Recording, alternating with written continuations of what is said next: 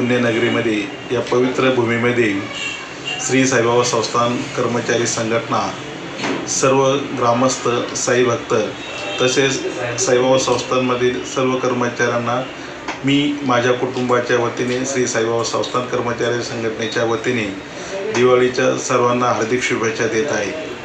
कोरोनाच्या काळामध्ये साईबाबा संस्थान कर्मचाऱ्यांनी मोठ्या व्यवस्थित लढ्याने काम करून आज कोरोना पेशंटची सेवा केलेली आहे।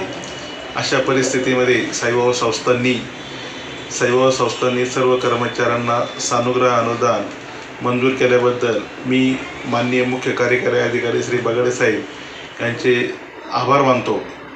त्याचप्रमाणे शासकीय दरबारी पाठपुरावा करून माननीय मुख्यमंत्र्यांशी संपर्क साधून सानुग्रह अनुदान दिल्याबद्दल कर्मचाऱ्यांच्या वतीने मी साहेबांचे आभार मानतो।